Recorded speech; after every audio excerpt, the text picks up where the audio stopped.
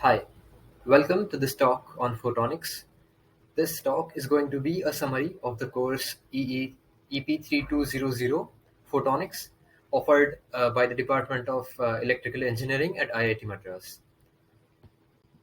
My name is Ayush Zamdar. My roll number is E20B018 and I am a third year undergraduate student in the Department of Electrical Engineering at IITM. EP3200 Photonics is a course offered in the July-November semester, and this is July-November 2022 semester. Now, the goal of this brief talk is going to be to introduce the audience to what photonics is, what are the basics of photonics, what are the different concepts that went into the evolution of the study of light, and what it is today. Also, before I start the discussion, let me also give out a brief outline of why we really need to understand photonics. So what's so special about light that makes it worth understanding? Well, if you look at many applications of photonics right around us today, they are medical devices, there are measurement instruments which are known to provide much higher degree of accuracy than any other classical instruments. Light has enabled us to uh, communicate with each other at light speed, and light has hence enabled much faster communication speeds. We have been developing sustainable technologies using photonic methods, and most important, and what is really coming and waiting for us in the near future, is modern physics. This is very deeply based on quantum measurements, quantum imaging, and photonic integrated circuits, deep learning, etc.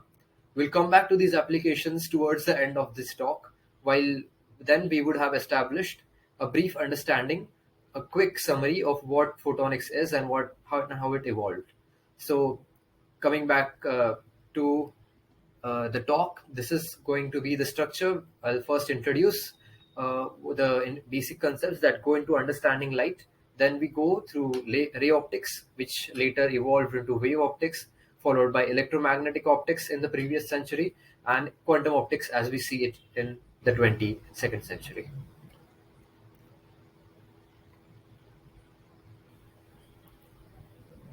Let's start with the introduction.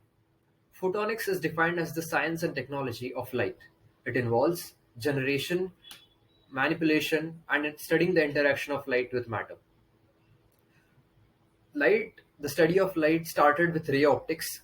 Later, as the Venn diagram here explains, ray optics falls into wave optics. Wave optics is again engulfed by electromagnetic optics. And finally, there is quantum mechanical optics. So this means that whatever concepts of ray optics were developed, they are enough to describe wave optics, but they are not enough to describe some special phenomenon, which are again described by properties of light uh, obtained or understood using waves. So wave optics is here hence a superset of what is studied under ray optics. Let's try to understand these one by one. As I said, applications of uh, light theory involve its use in fiber optic cables. There is LEDs, there's OLEDs, there's lasers which are used in precision cutting, metal cutting, pointing, and much more. We have always used cameras which use CMOS or CCD type of sensors. We always see screen projectors, and quantum technologies like photonic ICs are expected to be soon in our markets. Let's understand ray optics first. Ray optics is something that was the first basic understanding to light. Now, it started with a phenomenon called rectilinear propagation, which literally means that light travels in straight paths. Based on this, the geometric laws, the laws of reflection and refraction, were understood. It was empirically observed that when light hits a surface, it goes back at the same angle. And hence, the first law of reflection, that is, the angle of incidence is equal to the angle of reflection, evolved. So, once this law was stated, the second thing that follows from this is the plane of incidence. That is, the incident ray, the reflected ray, and the normal in the plane of incidence, or normal at the surface of incidence, lie in the same plane. As you can see, both of these laws are explained in the figure attached. Next came the law of refraction. Most notably, we all remember what the Snell's law is. Snell's law describes the process of refraction of light when it enters a transparent or semi-transparent medium. It states that the refractive index of the incident medium n1 times sine theta 1, the incident angle theta 1, is equal to n2, the refractive index of the second medium, and sine theta 2 multiplied by n2, which is the theta 2 is the refraction angle. This means that while light travels from one medium to the other, mu into sine theta remains a constant. And the second law here again is all of these rays lying in the same plane. Now, we are familiar with the laws of reflection and refraction and how they work with reflecting surfaces like mirrors. Now, mirror is a reflecting surface with silver coating on one side, and preferably it is glass. So when we use mirrors for experimentation, we use different kinds of mirrors. The one which is being seen here is a paraboloidal mirror. As conic sections helps us to understand that light traveling along the principal axis parallel to the FP line when incident to the mirror will after reflection certainly go through the focus. This is the characteristic property of a parabola, which is exploited in various applications for mirrors that intend to send a parallel beam of light from the focus. A special type of mirror is an elliptical mirror where it follows again the characteristic properties of an ellipse, namely, number one, light incident from one focus of the ellipse, let's say P1, when goes to the border of the ellipse after reflection, if the border is made reflective, after reflection certainly goes through the second focus. That is, a light ray emitted from one focus of an ellipse after reflection at the ellipse boundary will go through the second ellipse focus. The second property is that the distance traveled by light as it goes from P1 to the border plus to P2, the sum of this distance is a constant always. We usually deal with spherical mirrors when in lab experiments or otherwise in calculations. But spherical mirrors follow the parabolic property of sending parallel rays back through the focus under a paraxial approximation. It means that the light rays have to be close to the principal axis so as to keep up with this approximation. As the light rays go away from the principal axis, this approximation starts to go invalid. This was something about ray optics that we usually understand. Apart from mirrors, we definitely work with lenses. Lenses follow refraction, and refraction has its own properties. And these properties of light bending have enabled us to create a really marvelous device which all of us use, the spectacles. There is something really interesting that we also use very often, that is fiber optic cables. Now, it is widely believed that internet today is connected wirelessly. All the computers, all the devices in the network are connected wirelessly to each other by some satellites. But that is not true. Actually, what holds the internet together are fiber optic cables. There are around 380 underwater cables that run through the oceans across continents, and they span over around 1.2 million kilometers of distance. Most notably, you might have heard of the transatlantic fiber optic cable. These cables transmit data at near light speeds, and it is really worth understanding for how these cables work. So on the picture here at the left, you can see the cable. It has two sections, two cylindrical sections, one overlapping the other. What is inside is called the core of refractive index N1, and what covers the core is called a cladding of refractive index N2, which is less than N1. Now, what happens is that light is incident on the axis of the core. Once incident, the light enters the core, and a phenomenon called total internal reflection, is observed at the interface of the core and cladding. If you look at the structure of how fiber optic cables are built, this is a typical cable which has been used practically. So the exact center is the optical fiber, which forms the core. it is surrounded by petroleum jelly, to note that. Then there comes copper or aluminum tube, which engulfs the petroleum jelly. Then followed by that, there is a polycarbonate layer. Then there is an aluminum water barrier, because these cables have to withstand huge pressures when they're at the ocean bed, which are kilometers and kilometers down below the sea level. Then comes the layer of stranded metal steel wires, followed by mylar tape, and towards the end, finally, they are covered by polyethylene. So these wires are really thick, around this size, and uh, data transmission occurs through the optical fiber, which is sitting right inside this. Understanding fiber optics from the equations of refraction that we observed so far, the Snell's law, it is in the figure, it is seen that uh, there's something called as an acceptance cone at an angle theta a.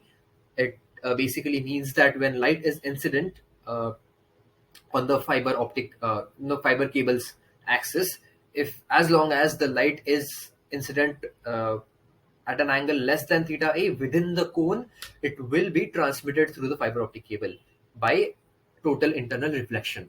If the angle is less than theta a, the light will travel through it, and when the ray hits the core cladding boundary, it will get reflected totally. So whereas usually it would have been refracted, but due to the condition observed here, that the critical angle condition is followed, we will observe total internal reflection, and the light will be reflected, and it will keep on traveling through the core as towards the other end. Now, if the light ray is incident at an angle greater than theta a, it won't be able to perform total internal reflection and will hence get scattered out of the core, and that will cause data loss. Conclusion: the for data to be transmitted through a fiber optic cable, the angle of incidence of the ray has to be less than theta a inside the acceptance cone. Now, optical fibers allow single or multiple modes. What this means is that in this picture, if the light beam is incident straight along the axis of the core, it will be a single mode fiber, no reflections anywhere. But what will happen in a multi-mode fiber is that if the light is incident at an angle uh, greater than zero, then in that case the light ray will undergo reflections at the boundaries, where it is possible that after reflection the modes will scatter. What this means is that some of the modes, there's going to be different angles of incidence for different rays that are being incident, and all of them will be traveling at different angles through the ray, through the tube, and hence there will be some of the rays will have to travel a larger distance than the others, and hence they will take a little more time to reach the end. This is called multimode scattering.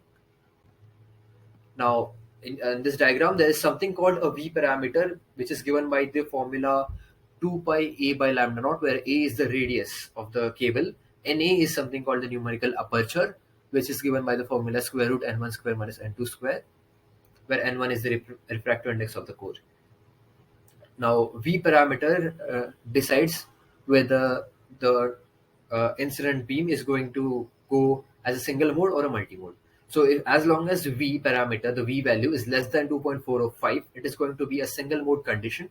Whereas if V is greater than that, there is going to be a multi-mode propagation. Now, if you know that there's a multi-mode propagation, you can also find the number of modes by using an approximated formula for M equals 4 by pi square times V square, where M is the number of modes. This was all about ray optics that we have understood so far. This was the most elementary understanding of light that we developed. After this came scientists like Huygens and a few others who discovered different properties of light which were unexplained by the ray theory. We are talking about wave optics. So, starting wave optics, the first thing that you might have heard of is the Young's double slit experiment. Thomas Young, he was the scientist who conducted this experiment using two slits, as you can see in the figure. There are two holes in the obstruction of the opaque surface, and light is incident on it from behind. And as light propagates through the holes, through the slits, an image is formed on the screen. It was observed that instead of just having two different spots or two parallel lines, a pattern of dark and bright light intensity was observed on the screen.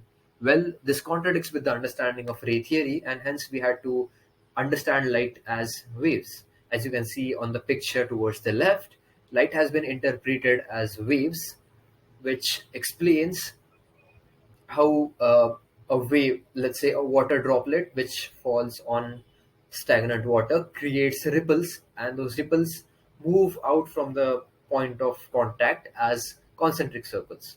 So this is what is being seen here. Uh, the continuous paths are something called waveforms. The waveforms are defined as the loci of constant phase, and from this, if two waves of light are in same phase, if they interfere, they'll interfere constructively. This is the term used. And constructive interference, if two sine waves of amplitude a sine omega t and b sine omega t interfere, on adding they'll become a plus b sine omega t. This, although doubles the amplitude, it increases the intensity 4 times, because amplitude is proportional to intensity square root.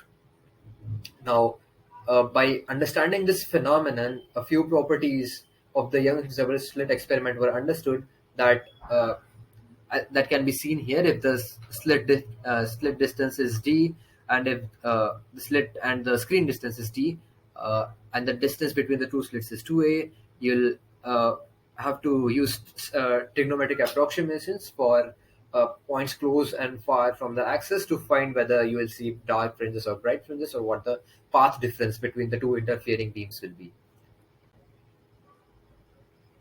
This was about light interference, where light is treated as a wave and both the waves interfere with each other constructively. But one more point to discuss is what will happen if they are out of phase. That is, the minima of one ray coincides with the maxima of the other.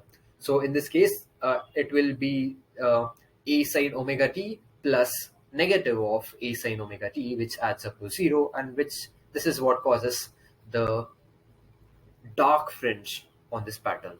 Dark fringe corresponds to a destructive interference, where the path difference between interpreting waves is lambda, or in terms of phase, it is pi.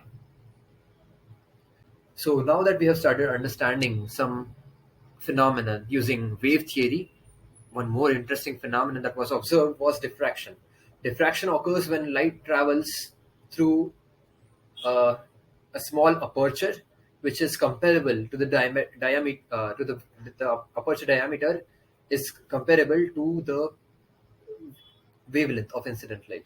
In this case, as you can see in the figure here, if the aperture dimensions are dx and dy, and light of wavelength comparable to dx dy is incident on it, the fringe pattern observed on the screen is something like a vertical and a horizontal pattern with dark bright patterns throughout. This is again because of interference, but this time there are no two different sources involved. There is just one source, and the interference pattern on the screen is caused by light waves coming from one end of the, let's say if I'm talking about around the y-axis, the y-axis distance is dy. So light wave coming from one end of this particular direction of slit to the other end along the y direction, the rays coming from these two ends of the slit will interfere together on the screen and create this fringe pattern. So the horizontal discussion that we have right now, horizontally going waves, they create the horizontal pattern here in the picture, and similarly the waves along dx will create the vertical pattern. Now there's a little more mathematical perspective to it, that uh, theta x is the angle of minima or maxima you can observe there, which is roughly given by lambda by dx and lambda by dy for the angle along y. So the plot here explains the intensity variation along y.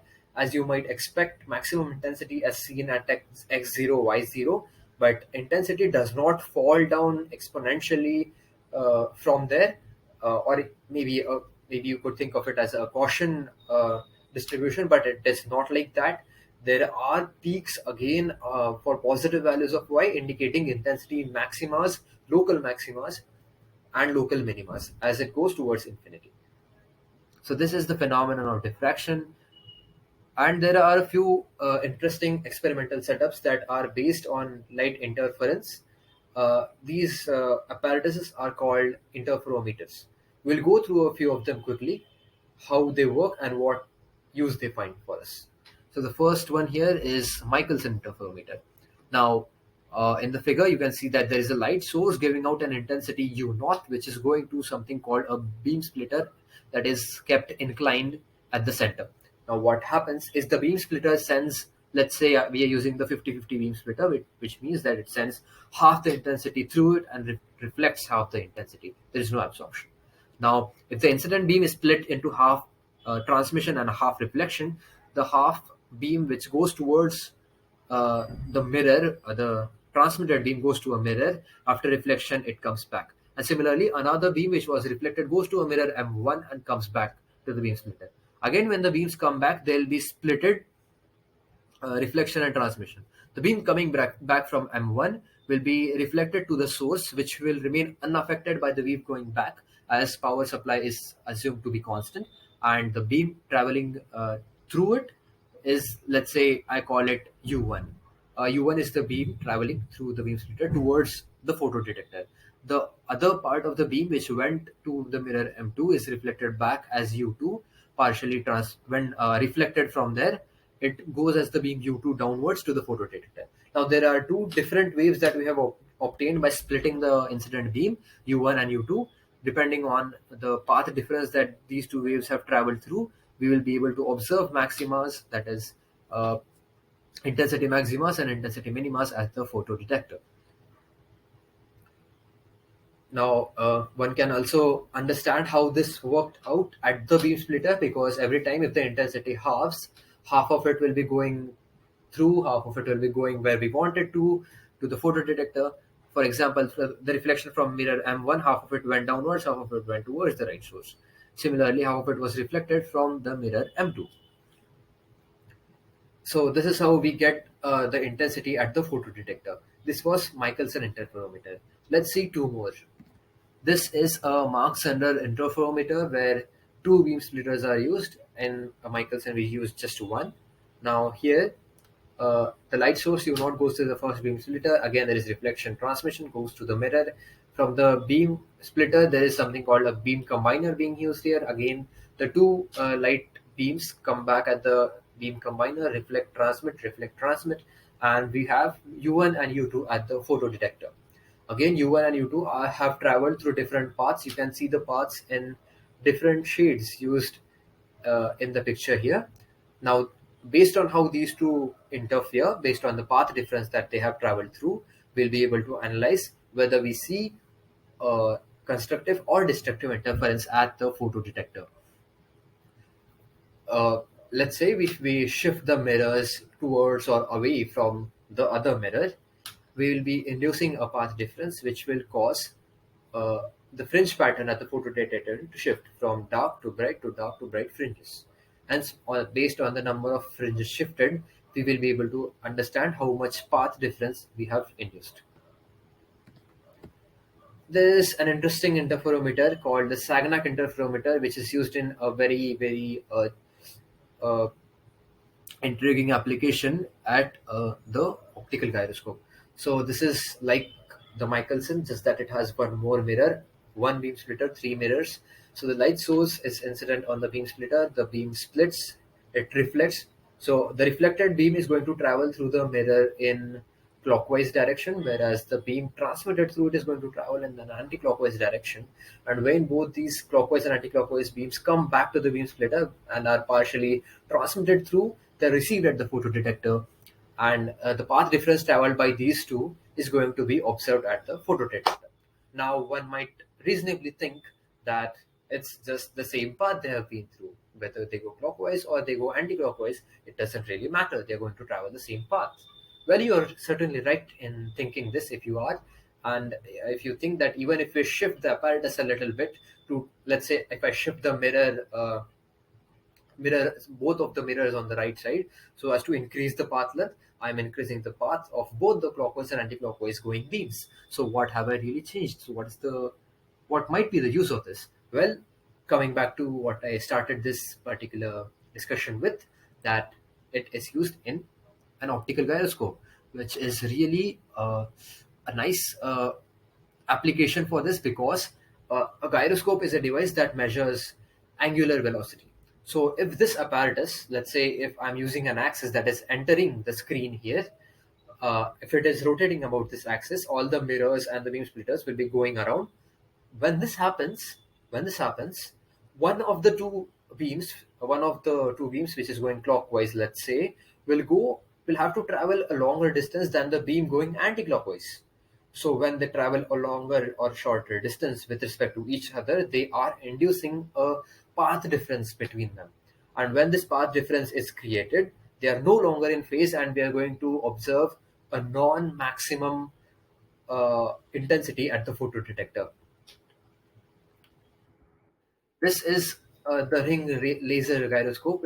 It uses a laser beam, uh, a phenomenon similar to what we saw in the Sagnac interferometer, and uh, it is getting really popular in precision machinery because it has a really low reaction time, because it is light that we are using. Then it has a high dynamic range. It has a high accuracy, no doubt. Dynamic range refers to low noises in these apparatus. uh, this was the ring laser gyroscope, but there is also something called a fiber optic gyroscope, which instead of a ring laser uses fiber optic cables arranged in a circular fashion. There is one more interesting application of wave optics which is used, that is widely popular in ophthalmic treatments. So this is called the optical coherence tomography. You might have seen this machine at your opticians. So uh, it involves imaging of the backside of the human eye retina, imaging using light beams, such that they don't affect your eye in any harmful way, but they are used to create an image of the retina, which is used to diagnose retinal diseases or disorders. Interesting applications of wave optics. There are a lot more, and I would definitely encourage the listener to go through those on the web. Now, when ray optics was successfully used to explain certain phenomenon like interference and diffraction, it was seen that this was not enough. There were still few more properties of light that were unexplained. For example, there is polarization of light.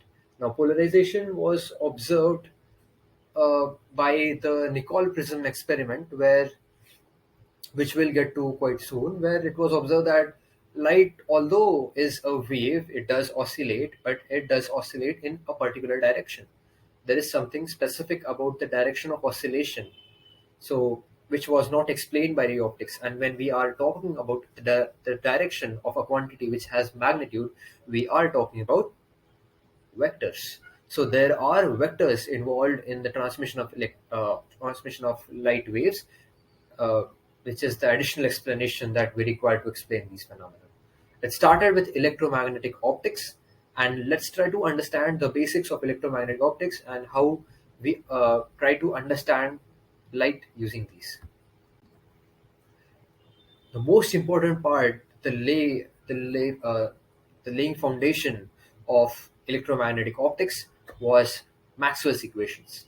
Yes, and it is what you can see in here. If you are talking about free space, let's say, or a medium, Maxwell's equations are given by del dot D is rho times the free charge density. This is Gauss law, where if you remember it in the other form, del dot E is equal to rho by epsilon. Uh, Rho is the charge density. Del dot B is zero, which means that magnetic field has zero divergence. There are no sources or sinks of magnetic fields. Magnetic fields don't emerge or go into a point. Again, there is del cross E is equal to minus del V by del T, which is which is an important phenomenon in electromagnetic induction. This was Faraday's law. Then there is del cross H equals J free, the free charge current density, plus del D by del T. This might be recalled as del cross B is equal to uh, J plus del E by del T. This is Ampere's law. So all these laws, four of them together, are called Maxwell's laws. And as the slide says, God said Maxwell's laws, and then there was light. So, on solving Maxwell's equations for free space, we obtain the wave equation for an electric, uh, and a magnetic field oscillating together in phase, and this is what actually light is. Why? Because the constant in the wave equation happened to be c. So light was seen to be an electromagnetic wave. The equation written over here is the wave equation, where c is the speed of light, equals 1 by square root mu naught epsilon naught in free space. Now electric and magnetic fields oscillate in phase. Uh, there are vector identities that are used to find these directions. For example, uh, v cross e is the direction for propagation, and more vector equations are observed from here. Uh, Summary so far, that light is now an electromagnetic wave. It is a wave, yet it is still a wave, but it is a wave of electric and magnetic fields oscillating in space. Coming back to the idea of polarization, we have a light beam polarization. Basically, what is polarization first?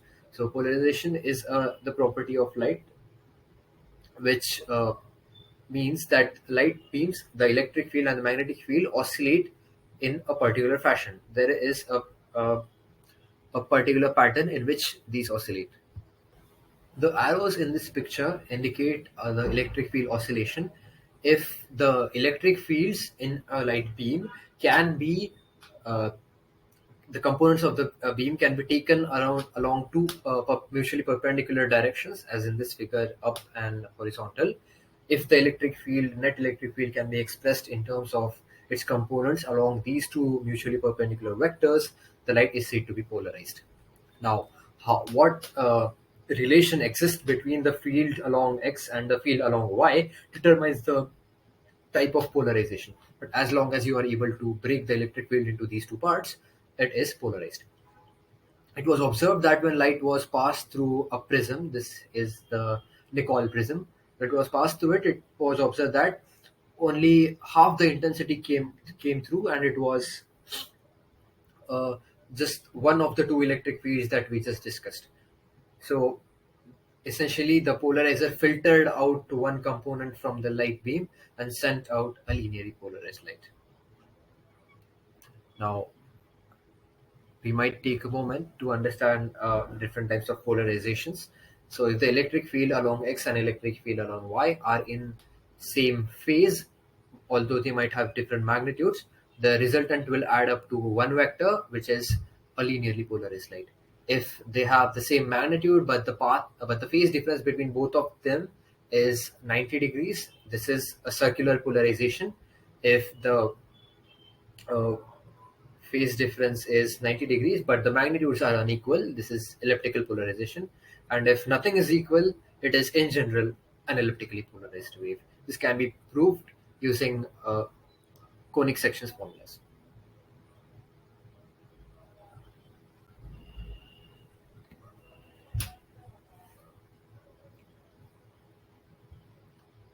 Electromagnetic optics also deals with a few more relations important to understand. The refractive index, which we discussed so far, which is referred to as n here, is defined as c naught by c, where c naught is the speed of light in vacuum and c is the speed of light in the medium, the refractive index of which is being calculated, which is also equal to square root epsilon mu by epsilon naught mu naught, where epsilon and mu are the permittivity and permeabilities of the medium respectively. The epsilon naught and mu naught quantities stand for the values in vacuum. This can also be written as epsilon by epsilon naught for mediums, non-magnetic mediums, for which mu is equal to mu naught, which is equal to 1 plus chi. So chi here is the susceptibility, dielectric susceptibility of the medium. There is a quantity called eta, which is the electromagnetic impedance of the medium. So the impedance of the medium is defined by E naught by H naught square, which is equal to square root mu by epsilon. It can be observed that this impedance of free space is 120 pi, using the mu naught and epsilon naught values. Now, there is two kinds of polarization that we'll have to understand. The first is called perpendicular polarization, wherein uh, we are talking about this light ray incident on a media interface, media N1 and N2. Now, when it is incident on this interface, uh, if the electric field is perpendicular, the electric field is perpendicular to the plane of incidence. It is called perpendicular polarization, and it is hence also called transverse electric polarization or TE polarization. In this case, the reflected beam electric field amplitudes and the transmitted beam electric field amplitudes divided by the incident electric field amplitude is what is called the reflectance and the transmittance of this medium respectively. Now, if we define axes x and y as shown in the figure here, for TE polarization, you can look at the formulas in the box here, the first line of formulas. The relation is Rx equals something and Tx equals something. Those are the reflectance and transmittance ratios. Similarly, there is something called uh, transverse magnetic polarization or parallel polarization. You might have guessed it that electric field is this time parallel to the plane of polarization and magnetic field is perpendicular. So transverse magnetic. Now the formulas for reflectance and transmittance are again seen on the second line of the box, where Ry is eta 2 cos theta 2 minus theta 1 cos theta 1 divided by eta 2 cos theta 2 plus theta 1 cos theta 1. So these are the formulas for TM polarization. What we saw before was TE polarization. An interesting phenomenon is the Brewster angle, where the reflected light is polarized. So it means that the incident light on the medium was not polarized. It had both. It couldn't be into in two directions of oscillation, but after reflection, it was observed that the light was polarized. This happens when the angle of incidence on the medium is equal to theta b, that is tan inverse eta 2, the refractive index of the second medium, divided by eta 1. I'm using eta here, it is n, n2 by n1, the refractive index of the first medium. Now, this is something called external reflection, which the details of which again I'll not go into. So far we have analyzed how electromagnetic optics has evolved, how principles of electromagnetism, which arose from Maxwell's laws, were employed to understand the properties of polarization of light. Now, that's fine. That's really great that we have been able to understand so many properties of light with electromagnetic optics, which also explains interference, diffraction, uh, reflection, refraction. So everything that we have analyzed so far. So hence, electromagnetic optics is the biggest circle of the Venn diagram that we have seen so far. But still, electromagnetic optics has been insufficient to prove or justify some of the experiments which again came up in the 20th century. We'll quickly move on to what those were, but a sneak peek that we have been treating light as a wave so far, right from wave optics to electromagnetics, where everything has been a wave, an oscillating phenomenon. But will it be sufficient to describe everything that light really is? Let us see. Yes, I am talking about quantum optics. Now, the first thing before we go into anything else is that it started with two things. Is the first one being Planck's hypothesis, where the energy of an electromagnetic radiation is directly proportional to the frequency of radiation. Planck said that light consists of discrete packets of energy, and the term photon was coined by somebody else, but let's call it photon. So photon is the particle which is now being described to hold the energy packet, and all these photons together cause the light beam that carries energy. The energy of each of this photon is E, given by E is equal to h nu, where nu is the frequency of the light beam. Yes, we are discussing the frequency of the photon here. We'll quickly understand why, because it feels a little unrealistic for a particle to have a frequency. And h is the Planck's constant given by 6.626 times 10 power minus 34 joule second. Now, why frequency? Well, this reminds us of a famous physicist. His name was Louis de Broglie. De Broglie's hypothesis say that everything is a wave and a particle. Everything is a wave and a particle. The formula which he gave was lambda equals h by mv, where if mv is the momentum of the particle, lambda is h by p. So anything, a particle, if it has momentum p, we can associate a wavelength lambda to the particle, which is given by h by p. And this wavelength lambda was later in quantum mechanics observed to be the wavelength of the wave function which describes the particle, and the wave function is again related to the probability of finding the particle at a position at a point in space. We need not think about quantum mechanical aspects of this and Schrodinger's equation and so on to study photons, but wherever necessary, I'll provide the essential details. So, on de Broglie's hypothesis, every wave is a particle and every particle is a wave. Uh, yes, we do associate a frequency, a wavelength, to a photon. Since this is a quantum mechanical property that we are talking about, yes, spooky things are expected. Now, since light consists of discrete particles, this is the formula I was just talking about, that photon momentum P is given by E by C. And if E is h nu, as Planck said, then h nu by C is equal to lambda, h by lambda, which the lambda is the wavelength associated with the photon probability distribution. Now, there are a few properties of photons that must be understood. We just discussed polarization using the electromagnetic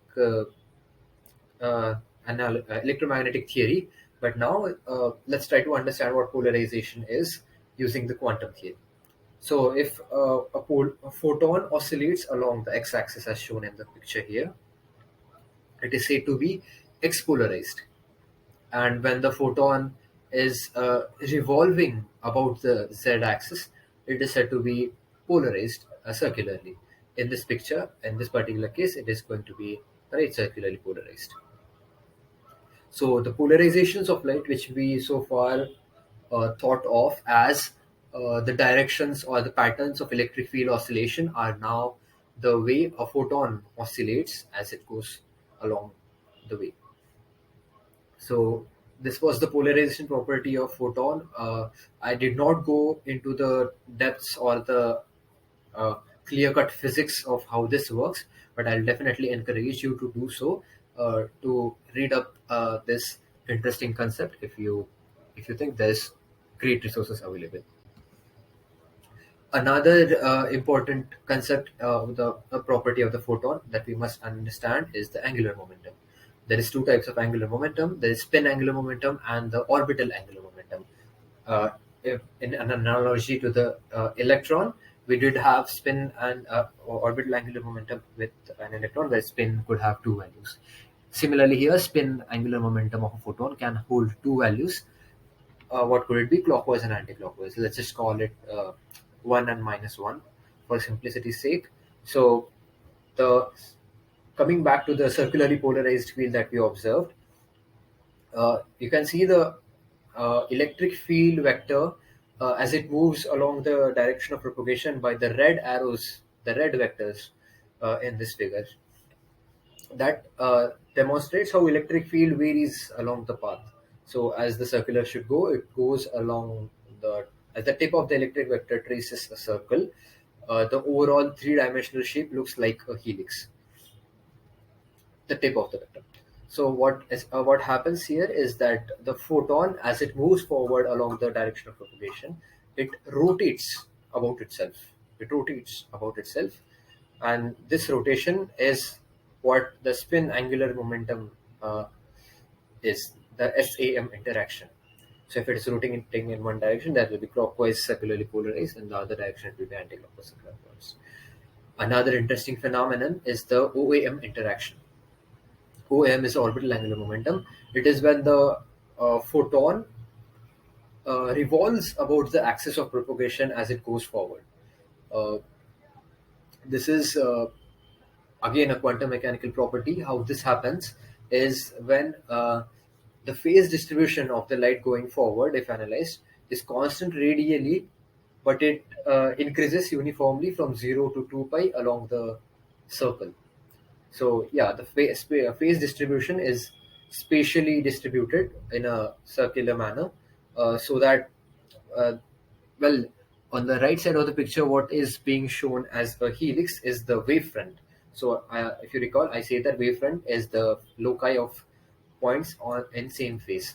So if they are in same phase, and if you see that the phase is radially constant, but it increases from 0 to 2 pi circularly. So this is the pattern that you will observe from the wave perspective, and from the quantum perspective it will be a photon oscillating about the axis of transmission as it goes forward.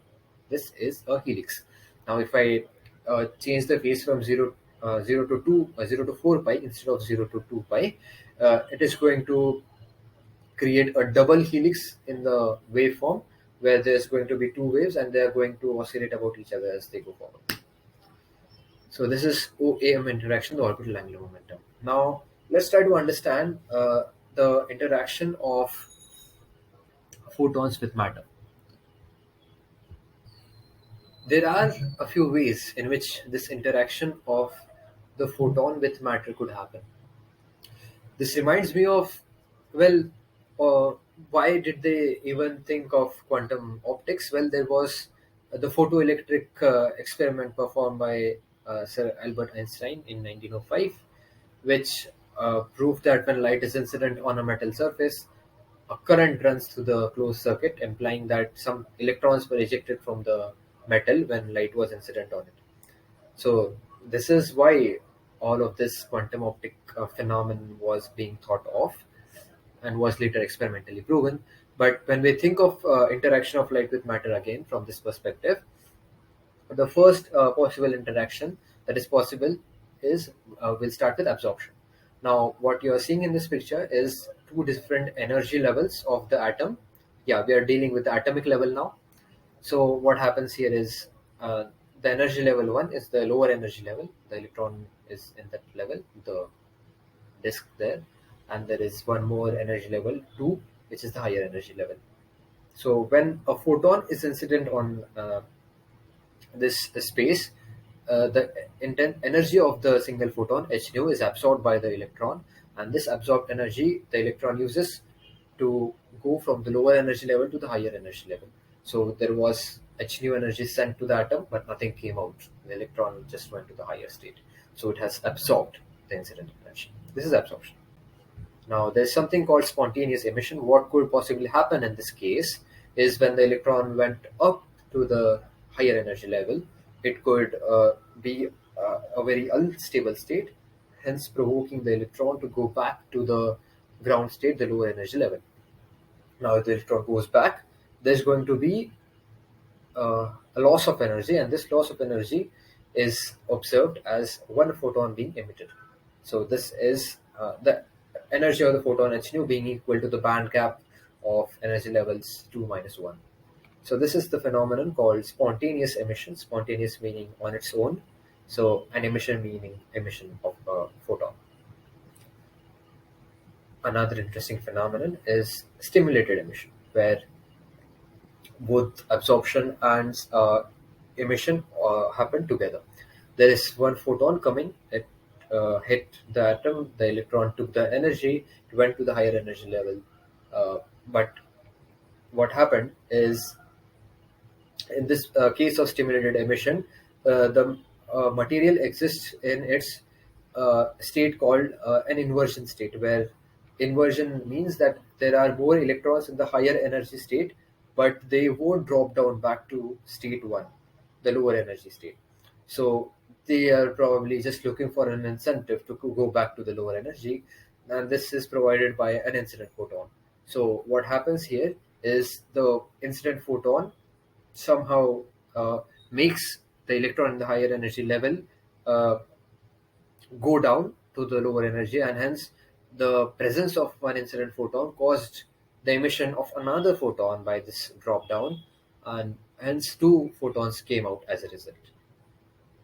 So the incident photon stimulated this emission, hence it is called stimulated emission.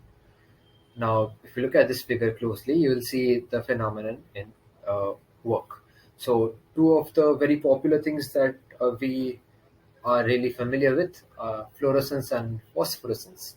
Well, phosphorescence is not a new thing. There's glow in the dark stickers which we use, or this is also called radium sometimes, uh, and these are used in wristwatch needles so as to spot them in the dark. Well, how they work is the same phenomena which we just discussed. So when light is incident on the surface of this such a substance, the electrons which are in the lower energy state S0 get excited to the state S1 and S2. Now S1 and S2 are higher energy states. What happens is electrons, when they go to the higher energy state, they may quickly uh, lose out their energy and come back to state zero by emitting photons. This phenomenon is called fluorescence. If you can see in the diagram, fluorescence corresponds to a smaller band gap compared to what the electrons went to from S0 to S2. So this is going to be a low energy and hence a higher wavelength being emitted out. So this is a very quick phenomenon. You incident light on the surface, and it will give out light at the same time, but light coming out is of a different wavelength than the light coming in. So you're likely to see a different color coming out. This is fluorescence, which takes around 10 power 9 to 10 power minus 6 seconds. The phenomenon which I started this discussion with is called phosphorescence, where something called interstate conversion takes place, where I must inform what S and T means. So T1 is another state here. S means a singlet state, and T stands for a triplet state. Now, the excited singlet state electrons undergo interstate conversion from singlet to triplet and go to the state T1. And T1 is, you can say, a stable state, wherein electrons can stay for a longer time, and the decay back to S0 from T1 is a very slow process. So it can take, as it reads there, around 1,000 seconds also. This means that there will be a slow downfall of electrons, and it means that there is going to be a continuous emission of light. So this is what is seen in the glow in the dark stickers. Interesting, isn't it? Now, we are going to this new part where it is something called a laser. So laser is actually an acronym which stands for light amplification by stimulated emission of radiation. So the picture you are seeing here is the experiment apparatus used by Dr. H.T. Maiman, who started this pioneering laser technology, wherein he used a ruby rod in a reflective cylinder, a high intensity flash lamp to create inversion, uh, and the laser beam is coming out from the other end.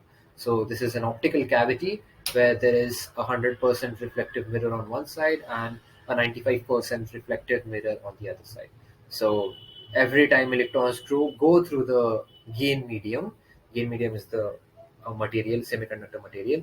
When they go through it, they cause stimulated emission, which we just discussed. So every time an electron goes, it brings another photon with it, and when both of them go, they bring four more with them. They go at the mirror, they reflect, they come back from the mirror, they again bring more electrons with them, and so on. This keeps on amplifying the light intensity until the intensity which is being sent out from the 95%, the 5% which is going out from the other mirror, the power going out, when this becomes equal to the input power supply, a steady state would be achieved, and this steady state laser intensity is observed. The figure on the right explains the phenomenon of avalanche uh, stimulated emission. Now, lasers use pumping. As we saw that lasers do need inversion to start. So this inversion can be created in a few ways.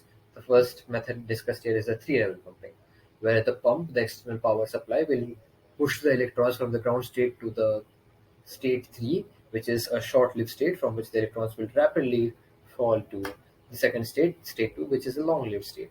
They won't come back to state 1 unless provoked to. So there is when the laser photon hits the stage 2, uh, photons are again emitted from electrons fall down. There's one more photon that joins the party, and then all of them together create a high intensity beam. So this is three level pumping. Now, four level pumping can be easily understood that the electrons go from 0 to 3, from 3 to rapidly to 2, and 2 to 1. 2 is a long lived state, while 1 is a short lived state. So, when they fall down from 2 to 1, they don't stay at 1 for a long time and rapidly fall down to the ground state. And this generates the required photon. Now, coming back to semiconductors. So, semiconductors are materials where the band gaps are separated by uh, by an energy level just enough for us to manipulate them to act as conductors and insulators as per our wish. So, as you can see here, the electron, the EK diagrams for silicon and gallium arsenide are shown here. So the dotted figures indicate the band gaps where it is one. The band gap is 1.12 eV for silicon and 1.42 eV for gallium arsenide. The other part of the figure, which is the graph, is the variation of the band gap with k, where k is the wave vector. So yeah, band gap also depends on that. And if the minima of the upper band, that is the conduction band, is coincides with the maxima of the valence band, it is said to be a direct band gap semiconductor. Uh, so gallium arsenide here, in the second figure, is a direct band gap semiconductor, uh, based on which we'll be able to analyze a few more properties of light. We'll see how LEDs work. So LEDs work using a PN junction diode, where the diode is used under forward bias. Some of the terminologies are used in solid state devices. You may look up that. When used under forward bias, electrons go through the band gap and a photon is emitted. They cross the depletion region and the photon is emitted. This is the basic working principle of LEDs, the light emitting diodes. Photoelectric effect, coming back to Einstein's photoelectric effect. It is seen that the electrons go from the valence band, they cross the Fermi energy level, enter the conduction band, and are kicked out of that. So once they enter the vacuum energy level, the electrons are said to be out of the semiconductor. So this is, again, there's a few terminologies. Work function is given by the band, the energy gap from the valence band's top energy level to the vacuum energy level, and there is something called chi here, which is the electron affinity, which corresponds to work function W minus the band gap. Another phenomenon, photomultiplier tubes, where a photon incident on one plate in this apparatus will eject electrons from this plate, which will go on to the next plate, which is at a potential less than the first plate. So the potential gradually falls, as you can see from the resistive divider circuitry here. So the electron goes from I was talking about the electron potential. So the electron goes from the first plate to the next one, from the next plate to the other, and what motivates it to do so is the electric potential well developed, and this electric potential, which indeed after this creates an electric field, is going to take more electrons from one plate to the next, and as they go, they keep on ejecting more and more electrons. The first one was the photoelectron, but as they go, this creates an electron cascade, and many electrons are collected at the anode. The terminals between the cathode and the anode are something called diodes. So these are photomultiplier tubes. Now, finally, we go to the discussion of photodiodes, the final topic of this discussion. So, photodiode is something that detects the presence of light. So, as it happens, uh, photons fall on the depletion region of a p-n junction. More and more photoelectrons are created in this. Sorry, not photoelectrons. Electron hole pairs are generated in this depletion region. Uh, and because of the electric field present there, they are swapped to the other regions. uh, Positive charges are swapped to the from they are go along the electric field, and the negative charges opposite to the electric field, positive charges being the holes, which are not actually charged but we treat them as holes. And uh, based on this swapping, a potential is created, and this can be seen externally. So what happens here at the exactly at the depletion region is that photons are incident on the material. As you can follow the graph on the right side, part of the photons are reflected. What is left is going through the material, being transmitted, and as it is transmitted, it is being absorbed by the depletion region to create electron hole pairs. That's why the electron reflected photon flux reduces as it goes until it has crossed the semiconductor and then is transmitted directly. Now, the electron hole pairs created will be swapped by the electric field. That is understood. The alpha used here is the absorption coefficient of the material, and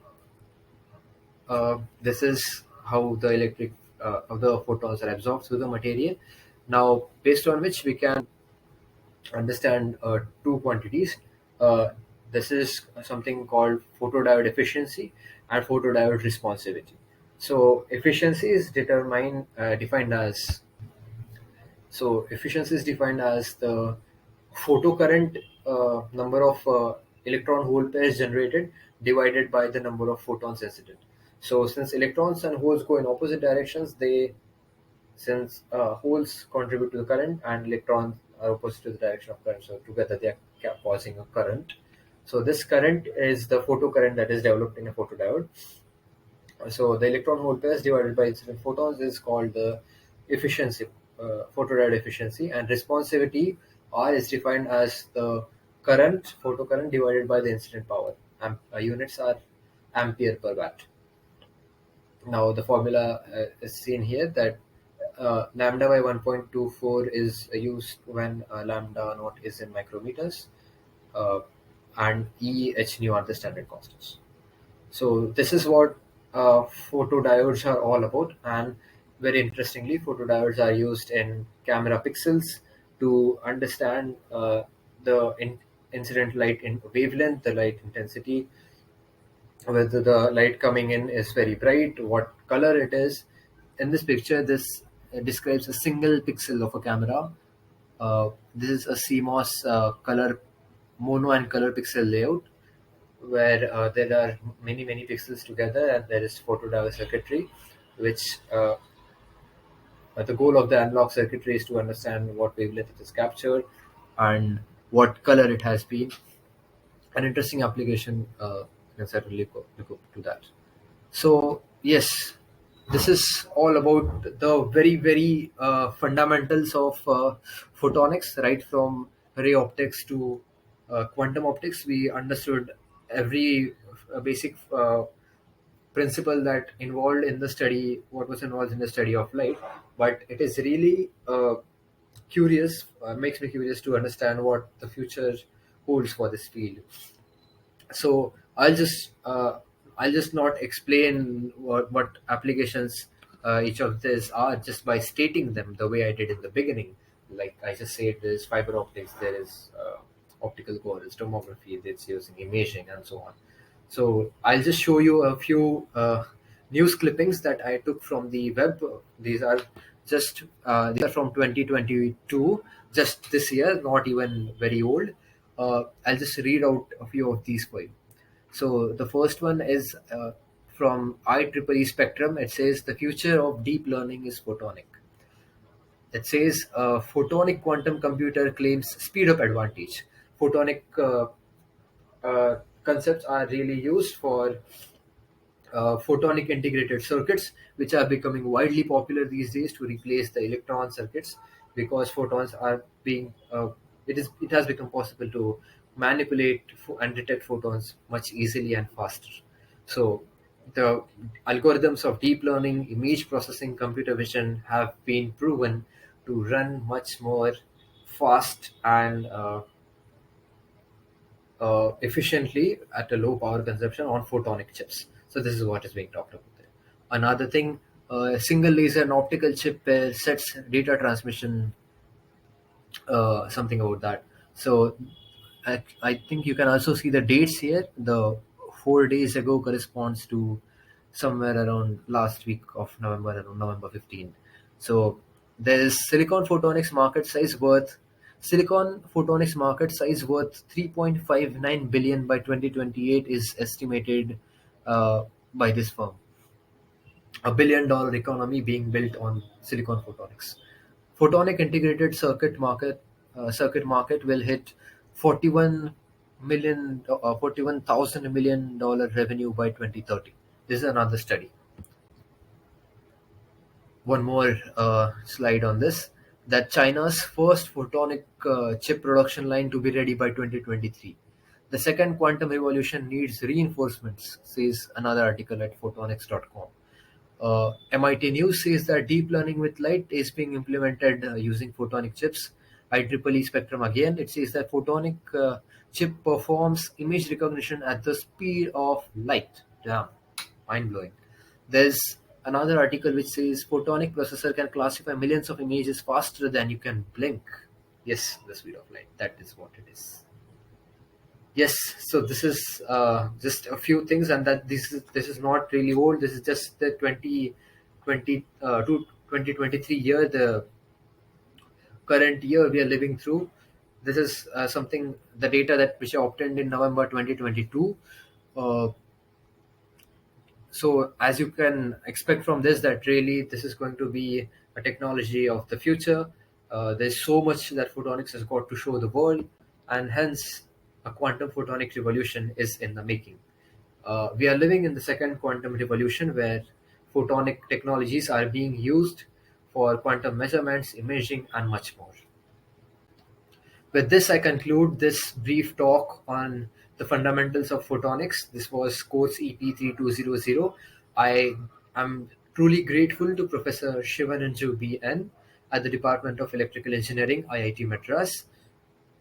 He is the course faculty, the course instructor for photonics at IITM.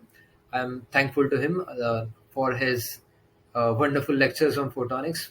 Thankful to him for some of the references which I've used in this presentation.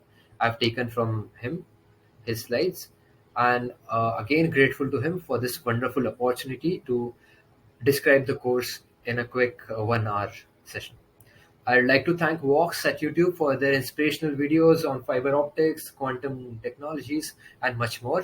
And finally, I'm very, very thankful to Canva.com for letting me create this wonderful presentation and also record it in a really great way. In the end, I would like to thank you so much, my listener, for being patient and understanding this all these concepts that go into photonics, and I hope you are ready for the quantum revolution that is coming. The future is photonic. Thank you so much.